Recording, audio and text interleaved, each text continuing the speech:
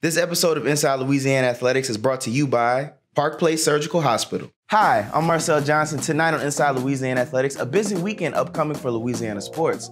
As our Darren Walker sits down to discuss a tough road trip to Jonesboro, but look to bounce back at home. And later, head coach of the 7th nationally ranked softball program in the country, Jerry Glasgow, talks about the 35th annual Louisiana Classics, with top 25 Baylor coming to town. But first, women's basketball have the longest conference win streak in program history. Head coach Gary Broadhead is here to discuss taking down the Red Wolves and taking on the Mustangs of UTA. You're watching Inside Louisiana Athletics.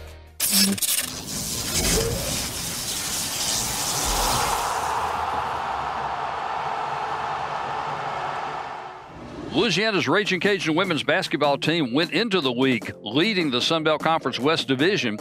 They come out of the week leading even more as the Cajuns take 3 straight in Sun Belt Conference play over Arkansas State and Texas Arlington. I'm Dan McDonald. The Cajuns rolling past Arkansas State twice, winning a 52-49 game on Friday, and then downing the Red Wolves 73-61 in the Saturday game. And then in a makeup game on Monday, the Cajuns shake off some cold shooting and end up taking a 57-48 defense-dominated win over UTA. In the first game of the weekend, Skylar Goodwin had 11 points to lead a very balanced scoring effort as the Cajuns struggled from the field.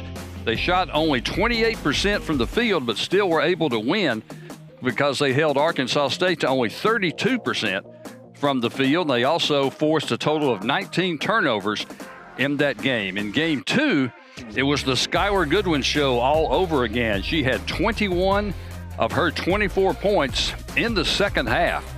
8 out of 16 from the field, 7 of 7 from the line to go with 6 rebounds. As the Cajuns took that 73-61 win, they shot 40% from the field and were able to run away from the Red Wolves at the end, outscoring Arkansas State 28-12 in the fourth and final quarter. Then in a makeup game on Monday, a game that was scheduled to face UTA earlier, but that game was canceled due to COVID issues inside the UTA program. They made it up on Monday at the Cajun Dome, and it was Ty Doucette who did the big damage for the Cajuns, 9 of 11 from the field. She winds up with 21 points and 8 rebounds as the Cajuns win by a score of 57-48. They improve to 9-1 in Sun Belt Conference play. Back to you, Darren. Thank you, Dan, for that recap. Time now to get Coach Broadhead's thoughts on his hot team. So, Coach, 3 more wins this week. That puts you at 9 in a row. That ties a program record. And really, I kind of, in my mind, thought the theme of the weekend was defense because, you weren't shooting the ball well at times. But as we've talked about on the show before, even when you have those poor shooting nights, you can always rely on getting stops, turnovers, and playing good defense to get a win. Yeah, no doubt. I thought our kids played really, really well. And we kind of extended our defense on these 9 winning.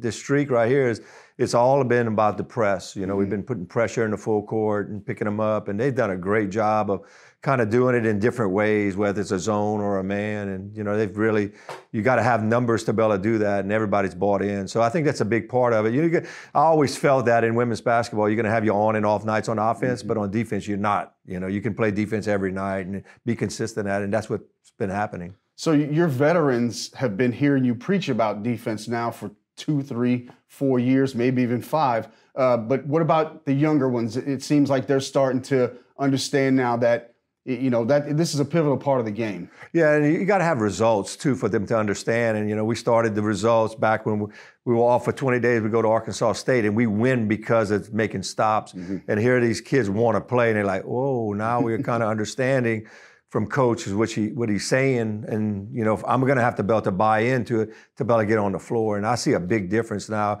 because the younger kids are more of the instant offense. They can come in and score.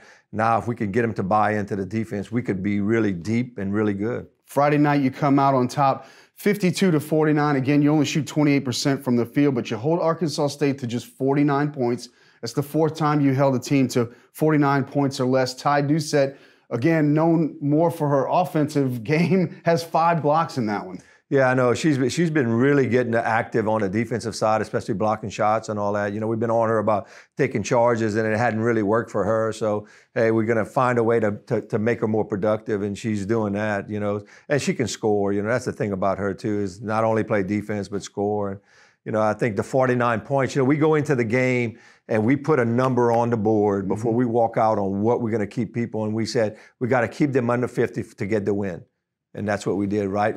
Only 1 point, but we did what we had planned on doing. Right. And as they say, the best defense is a good offense. You also had 20 offensive boards in this one. And that's just hustle and effort right there. And it resulted in 19 second chance points. And when you're talking about a 3-point game, every one of those is big. It's big. And, we came up a few games ago about we weren't getting a lot of offensive rebounds. And one of the coaches said, hey, let's just send one person back. We're doing a good job in defensive transition. This team is not a very good rebounding team. Hey, let's try to crash the boards. And it really worked. And we've been kind of sticking with that theme, kind of changed that part of our defense, and it's helped us on the offensive side. Game 2 Saturday, a 73-61 win. And what a finish in this one. You were down by 4 going into the fourth quarter, but you scored 28 fourth quarter points and hold Arkansas State to only 12, and you knocked down 7 of 8 from the free throw line. I mean, you got to figure out a way to bottle that up and bring it to every game. Yeah, if we could do that every quarter, I mean, to score 28 in a quarter, and the way we did it, Skylar Goodwin was really, really good for us. And, that's kind of how it is, we don't always shoot it consistently, but somebody's going to, kind of carry us on the offensive side, and she did. And, we preach free throws, I preached it over the weekend. I said, we're at home, we're going to have to make free throws to be able to win games, and they, they just kind of do it. And experience goes a long way. That it's something that we've been very blessed this year to have, and I think that's why you're seeing us finish so strong. In all the games, fourth quarter has been really big for us.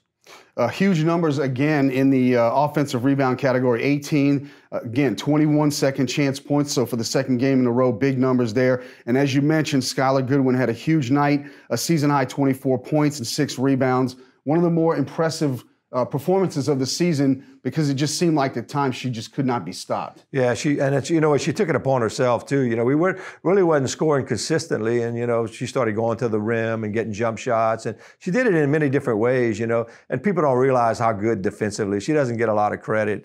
Everybody's looking at the stat sheet for scoring, but man, this kid can defend with the best of them. So, it's good to see her hard work paying off. She's the first one in the gym and the last one to leave, always working on her game. So it was good to see that. Monday afternoon, big game with UTA. You jumped all over them early, 16-7 in the first quarter. Second quarter was a different story, though, only 5 points. But again, you held a 5-point lead because you're holding them to 22% from the field. No doubt. And I mean, you hold somebody under 20 for a half. That's pretty good, even though we didn't score. I thought we started the game really well, and then we kind of got out of what we were really doing well. We had some touches inside, and on the first quarter. In the second quarter, we kind of went to the 3, and I think we were 0 for 4 the second quarter. That hurt us. But, defensively, I thought we did some good things. We were able to turn them over. I think they had 12 turnovers at half. We were able to try to create some offense from there. And then, you went from shooting 40% the first quarter to 20% the second quarter. And in the fourth quarter, we shoot 70%, Right. So it's just, it's how offense does. Defense is going to have to always be steady for us. You mentioned the last quarter. It was, again, your best quarter, 23 points, 7 for 10 from the floor, 8 for 12 from the free throw line. Ty had been having some quiet games offensively as of late, but she comes back with 21 and 8, and you win this one 57-48. Big picture now is that you're up a game and a half in the West. You're up overall. And now you have a doubleheader with Monroe. The first one's at home on Thursday. Second one is up there at Monroe. You can't let your guard down at this point. You just got to bring your A game now. Every game's huge. Yeah, and I tell you what, it's a scary thing. It's like we don't want to play down to your opponent. You want to play up, but Monroe's playing hard and they're shooting the ball well. We're gonna have our hands full. If we don't take care of our business and do what we do really good, defend and really we're going to have to defend them and make sure that we cover out on their shooters and all that. And there'll be 2 games that, are going to be extremely important for us to be able to move forward. We have control of our own destiny, But we got to make sure that we take care of those two games for sure. All right, Coach. Thanks, as always, for the time. Best of luck this weekend. That Thursday afternoon game is at 3 o'clock at the Cajun Dome, and then they'll head up to Monroe on Saturday. Inside to Doucette. Gets the basket up and good over the defense of Halverson. And that's because she used the backboard. That speaks volume. When you use that backboard, things like this happen.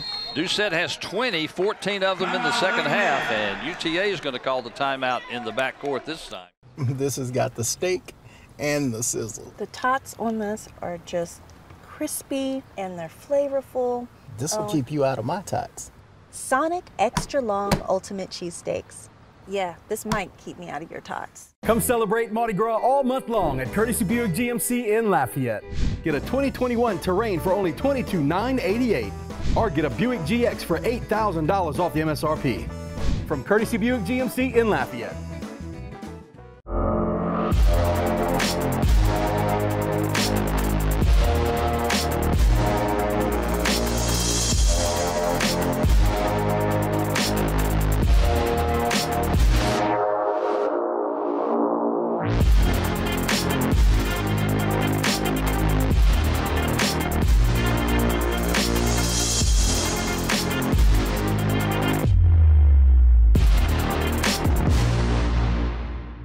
We're celebrating Mardi Gras all month long at Courtesy Chevrolet in Broussard. Get your choice of a 2020 Equinox or a 2021 Malibu for only $18,988. That's only $18,988. But only at Courtesy Chevrolet Cadillac in Broussard. Welcome back to Inside Louisiana Athletics. A disappointing and sometimes bizarre weekend in Jonesboro for the men's basketball team. Here now to fill us in on all of that and more is the assistant coach, Brock Morris. So a tough weekend on the court, but it really didn't start that way. The first 15 minutes of the game Friday night, you guys came out and played really well, jumped out to a 12-point lead. And in that building, you couldn't really ask for a better start. Yeah, no question, Darren. You know, we played two good halves, okay? They played two great halves, and their two great halves in each game happened to overcome our good half. You know, a lot to learn. Disappointed, yes, but we can still play for everything that we started the season to do. The Red Wolves really started to heat up there towards the end of the first half in the first game. They cut the lead to 2 at halftime, and that really did carry over to the second half. They were shooting 71%, including 7 for 11 from three-point range in that second half. And, you know, you got to give them credit because not every shot they took was wide open. I mean, you guys were contesting and they were making them. Yeah, they did a good job, okay? They played really well. They shot the ball extremely well. We've got to do a better job of not letting them get comfortable so that now all of a sudden confidence comes. You make contested shots. And it all started from maybe some easier shots that we made a defensive mishap, a mistake. And you got to expect that too. You got to expect in their building, they're fighting just like we are, and you've got to bring it. So we've got to do a better job that when they get comfortable, knocking them off that pedestal. And we just couldn't do that in the second half. You lost Brian Ayu during the second half of this one. Really challenges the dynamic of the game. Talk about not having him and how things just, you know, really got rough for you guys. Yeah, and we talk all the time to our players, look, there's no excuses. It's next man up. But Brian, to his credit, is a massive impact on our team that doesn't always show up in the statistical categories, right? And I think you saw that this weekend. Didn't play the second half of the first game, didn't play at all the second game. What Brian brings is, you know, leadership. I think he's won 96% of his games as a college basketball player. Okay, he does things on the defensive end. He calms players down. He gets us in the right tempo. He can pass the ball and get it where it needs to go to make sure everyone's involved. Gets us in the right plays. He's an extension of Coach Marlin, and all of that was missed when he went out. The bright spot in this one, Duguay, a career-high 24 points. He also added 14 rebounds. That guy just gives you everything he's got when he's on the floor, doesn't he? Yeah, Dude's greatest attribute is energy. It's enthusiasm. He's competitive. He sometimes makes plays that you wish he wouldn't, but some of that comes along with just how hard he plays, right? And so when he puts it all together, and he put it together on the offensive end, and it's usually there always on the defensive end, but when you put it together on the offensive end, you get high production numbers because how hard he plays every possession. 96-87, the final score in this one. So we go to game 2 on Saturday. AU not able to go, but again, you're playing well early. A 9-0 run keyed by some really good defense. You were turning them over, and that was resulting in points immediately. Yeah, we came out of the gates. One thing I'll give credit to our players. Coach Marlin does a good job of this. You know, we've lost a couple of games. Usually the next game we respond pretty good with our energy, and we did that early on. Unfortunately, obviously, they came back, made a run of theirs, and we battled, and we just couldn't ever close the gap again. Arkansas State, again, starts to heat up. They're hitting threes again. At one point, they were 8 for 11 in the first half.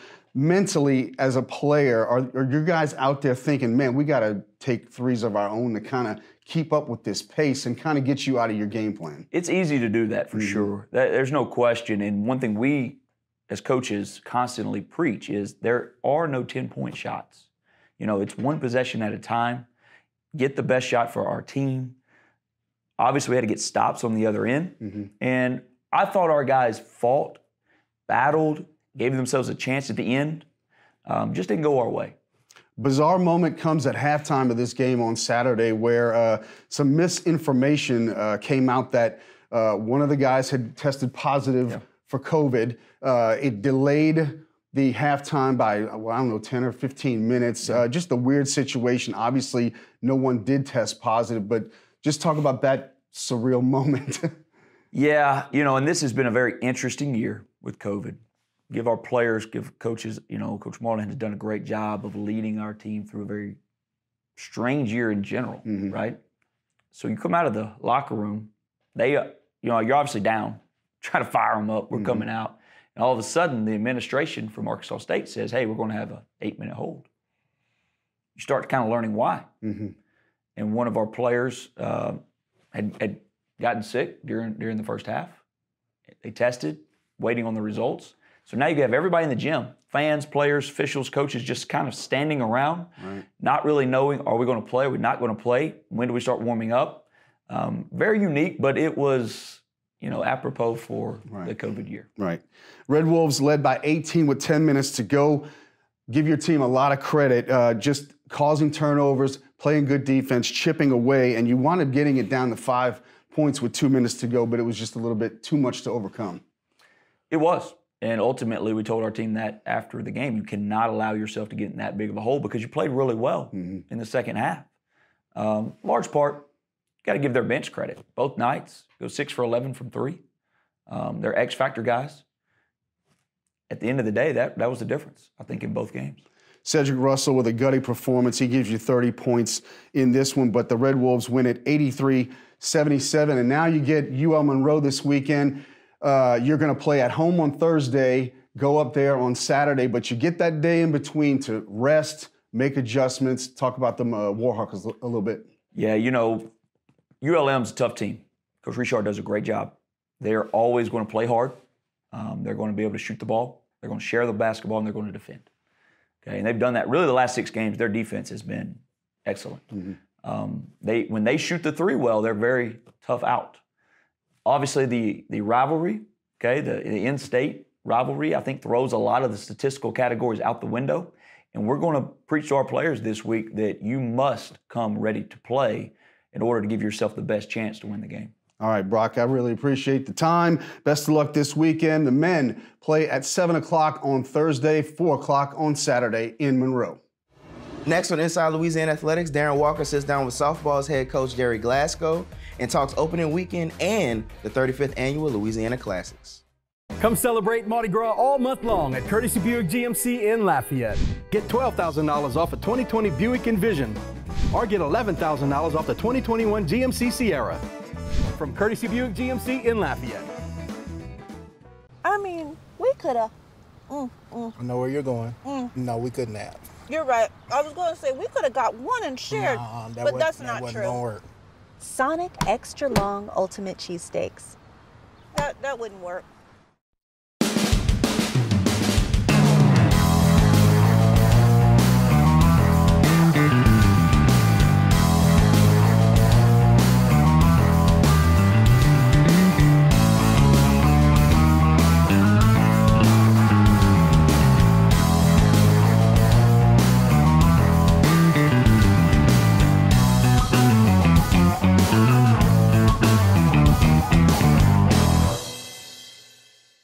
Come celebrate Mardi Gras all month long at Courtesy Buick GMC in Lafayette. Get a 2021 Terrain for only $22,988, or get a Buick GX for $8,000 off the MSRP. From Courtesy Buick GMC in Lafayette. Welcome back to Inside Louisiana Athletics. 2021 is without a doubt one of the most anticipated, if not the most anticipated softball seasons in the program's history. Here now to talk about that and give us a preview of everything is the head coach of the 7th-ranked Ragin Cajuns, Jerry Glasgow. So every time someone joins the show for the first time, they sit in that seat, we talk about competing again. What's it like to compete again? And, you know, I don't have to tell you, you guys were 18-6 and had beaten a bunch of top 10 teams, and everything was just rolling in the right direction. And obviously it all comes to a screeching halt. And I can make an argument that there's not a program, coach, players that are more ready to get back to doing what they do and competing again. Yeah, we're ready. We're well prepared. I think we're in a great spot going into the season. You never know what's going to happen in the early season games because just so many variables. But weather is going to be a factor, it looks like, on the weekend, and going to be playing some really cool temperatures. But I feel really good about our ball club. We got a lot of talent. I think we've actually used the time off in this past, 9 months, maybe 10 months that we've had off. You know, I think we've added more talent to our roster. We've had changes in our roster. And I feel really good, but I'm excited to see them get out there and compete with each other instead of against each other. Right. Talk about the challenges of scheduling with COVID. The schedule wasn't finalized until just a couple of weeks ago, but you were able to get Baylor, LSU, Oklahoma State, Texas, all coming to Lamson Park, plus a series in Tuscaloosa against Alabama. All of those teams are top 11 in the country as of today. So it was difficult, but I would imagine you got to be happy with it. Yeah, we're real happy with our schedule. It's going to give us a chance to be tested early in the season. And, you know, if you fail those tests, you've got time to regroup and reassess the situation and make the changes, hopefully that will allow you to be successful the second time around in the postseason. And then, you know, if we can be successful early, you know, we try to figure out how we can even become more successful, but still making a few changes and tweaking the lineup and adjusting. And our key is, like everybody in the country this year, is avoiding the COVID situation and health, just staying healthy. And so we're looking forward to season. And I think that the games that we have on our schedule it's going to give us a tremendous test. Yeah, you touched on something that I was going to ask you a little bit later, but we'll go ahead and hit it now. Your biggest opponent could be COVID and avoiding those situations where you get yourselves in trouble and you have to cancel some very important games on your schedule.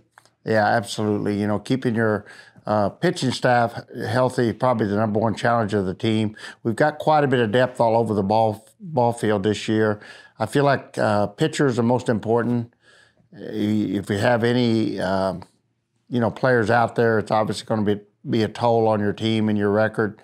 And then catching will be the next most critical area. So we try to figure out how we can isolate each, you know, but we want to keep all of our players healthy. And so trying to figure out how we're going to handle the bus rides, how we're going to handle meals when we're traveling, when we're not traveling. You know, you actually almost feel like you have more control over the situation when you are traveling than when you're at home and the kids kind of go out on their own. But they're going to have to be careful in what they do post-game, pre-game, and in their daily lives as well as on the ball field. Yeah, so much to juggle when it comes to all that stuff. Let's talk about Summer Ellison, or Summer Summers. She got married this past year. She returns to the circle for you. She's a national preseason of the player nominee. She is the Sun Belt Conference preseason pitcher of the year. The list goes on and on for her. But experience-wise, 600 career innings, 74 wins, almost 700 strikeouts. There's not a lot she hasn't experienced or seen. And that's got to be great for you to send her out there. Yeah, she's just a great competitor. You know, she always is one of those players that rises up in competition, and we look forward to seeing her do that. It's going to be interesting to see how, you know, this extra year that she's gotten and how it transpires. But going into this season indicates she could have an absolutely great season. The biggest question maybe surrounding this team is the second arm. A lot of candidates for the number 2 spot, and I know that you wanted to have that kind of resolved at this point. So Did anything develop during the fall part of the season or here in the early spring? Yeah, in my mind, Kendra Lamb has really settled in and absolutely become an everyday starter for us in our rotation with Summer. Casey Dixon had a really good spring, and she would be in that role right behind those two, I think, based on what we've seen in scrimmages. But we've got enough pitching depth this year that hopefully we'll get some leads and we'll be able to get as many pitchers in the circle and in competition as we can. But I look for those three pitchers, Summer Ellison, Casey Dixon, and Kendra Lamb, to really take the lead in our bullpen.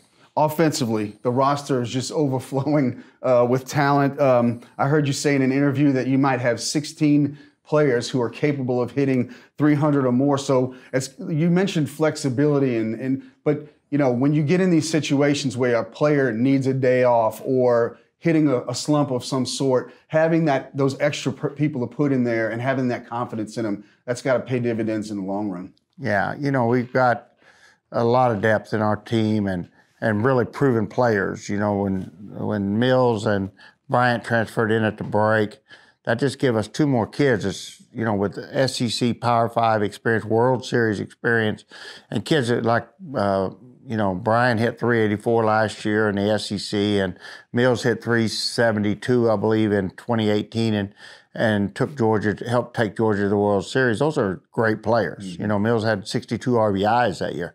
And so to get that kind of experience to join an already really talented squad, a really veteran squad, and then you add those two kids on top. So it really made the competition fierce throughout the preseason, and we're locking it down now. I think there's still I feel comfortable with all 16 of our hitters in the lineup right now, but I think I've got to narrow it down to about 12 that will go in the season, and with injuries, before it's over this year, I think you can realistically expect all of them to have to play a role in the season. All right, Coach Glasgow, we really appreciate your time. Best of luck this weekend and throughout the season. The season gets underway this weekend with the 35th Annual Louisiana Classics. Missouri State and number 18 Baylor in town for the tournament. We'll have Coach Glasgow back next week on Inside Louisiana Athletics.